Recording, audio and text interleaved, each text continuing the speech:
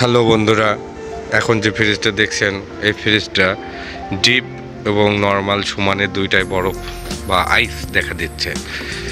তো বন্ধুরা, উপরে এটা ডিপ, এটাও সমানে আইস দেখা দিচ্ছে। তো নর্মালেতেও আইস দেখা দিচ্ছে,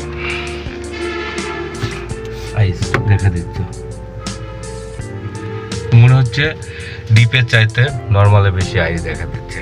তো আমরা সর্বপ্রথম করণীয় ছিল আমার, বা আমি করেছি, থার্মিস্টর সুইচটা চেঞ্জ করে দিয়েছি, তারপরেও রেজাল্টটা ঠিক আসছে না। তো এখন আমাদের করণীয় এই ফ্রিজটার, তো চলুন দেখে আসি। এটা আগে এক টেকনিশিয়ান ভাই এই ফ্রিজটার কাজ করছে, তো শেষ পর্যায়ে আমার কাছে এসে ফ্রিজটার কাজ করার জন্য। তো বন্ধুরা,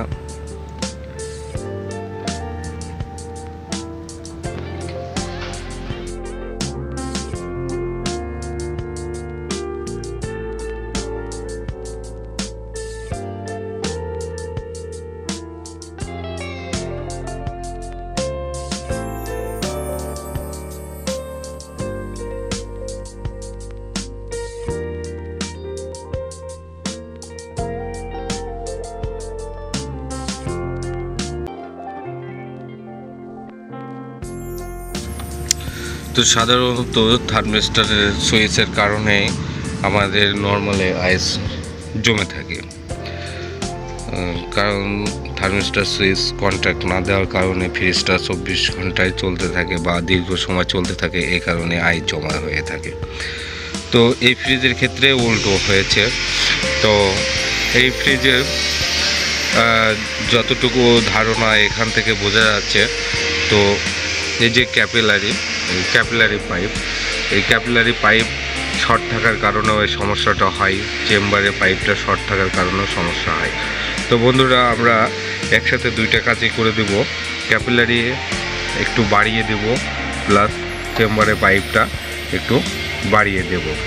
তো বাড়িয়ে দেওয়ার পরে দেখুন বন্ধুরা, কিভাবে আপনারা বাড়িয়ে দেবেন, প্লাস কিভাবে আপনারা পাইপটা এখানে সৌন্দর্য বজায় রেখে বাড়াবেন বা ব্যান্ড করবেন, সেই বিষয়ে আমি আপনাদেরকে ভিডিও দিচ্ছি। তো বন্ধুরা, আমার চ্যানেলে যদি আপনারা নতুন হয়ে থাকেন তাহলে অবশ্যই আমার চ্যানেলটিকে সাবস্ক্রাইব করে পাশে থাকা বেল আইকন বাটনটি টাইপ করে দেবেন। তো বন্ধুরা, চলুন দেখে আসি। তো বন্ধুরা, আমি একটা 1/4 পাইপ সুন্দর করে ব্যান্ড দিয়েছি এবং ফ্লারিং টু করে দিয়েছি। তো আমরা এখানে এভাবে সেট করে দেবো,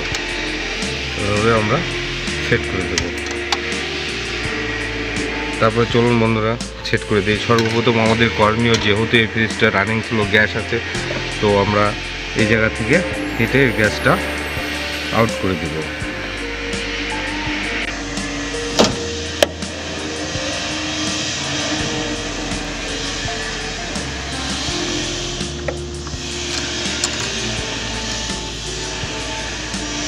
সরি বন্ধুরা, এই মাথাতে আমরা খুলে দেওয়ার কারণে গ্যাসটি আউট হয়ে গেছে। তো আমাদের করণীয়, ক্যাপিলারি যদি আমরা এখান থেকে জয়েন দিয়ে দিই তাহলে ফ্রিজের সৌন্দর্যটা হারিয়ে যাবে। তো আমরা ক্যাপিলারিটা ঠিক এটা রেখে জয়েন্টের মাথাটা এখানে করব আমরা, ঠিক ফ্রিজটা যেভাবে আছে ক্যাপিলারিটা যতটুকু আছে ওখানে থাকবে। তো আমরা এই জায়গাতে ক্যাপিলারিটা রিল করে এই জায়গাতে নিয়ে এসে এই জায়গাতে আমরা জয়েন করে দেবো ক্যাপিলারি, আর এই জায়গা থেকে কেটে আমরা যে পাইপটুকু ব্যান্ড দিয়েছি সেটা ব্যান্ডটুকু দিয়ে দেবো। আমি ফ্রিজটা রান করে দিয়েছি বন্ধুরা, কারণ ভিতরে যে গ্যাস আছে সেই গ্যাসগুলো বার করে দেওয়ার জন্য আমি ফ্রিজটা অন করে দিয়েছি।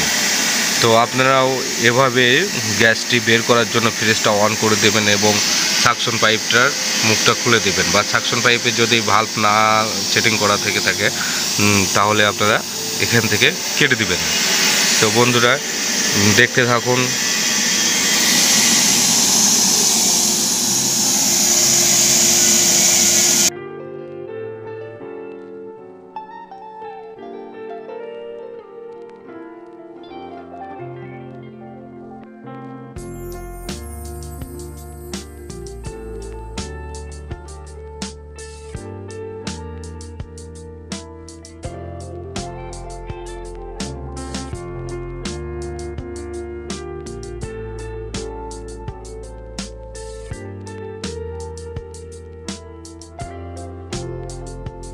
তো বন্ধুরা আপনারা দেখতে পাচ্ছেন কত সুন্দর ঠান্ডা টেম্পারেচার লাগছে। তো আপনারা দেখতে থাকুন এবং আমার নিয়মে যদি আপনারা কাজ করেন তাহলে অবশ্যই আপনারা সাকসেস হতে পারবেন। যে লাল সেন্সারটা দেখছেন এটা -20-তে চলে আসতো এবং ওপরে যে সবুজ কালারের চিহ্নটা দেখছেন ওটা লাল অর্থাৎ রেড লাইন ক্রস করে আরও নিচে চলে আসতো। এর কারণেই নর্মালের শাকসবজিতে বরফ জমতো এবং নষ্ট হয়ে যেত। তো বন্ধুরা আমার এই নিয়মে যদি আপনারা কাজ করেন তাহলে অবশ্যই আপনারা ভালো রেজাল্ট আনতে পারবেন। তো বন্ধুরা আমার চ্যানেলে যদি আপনারা নতুন হয়ে থাকেন তাহলে অবশ্যই আমার চ্যানেলটিকে সাবস্ক্রাইব করে পাশে থাকা বেল আইকন বাটনটি টাইপ করে দেবেন। তো আমার ভিডিওটি সম্পূর্ণ দেখার জন্য আপনাদের অসংখ্য ধন্যবাদ। ভালো থাকবেন, সুস্থ থাকবেন। আল্লাহ।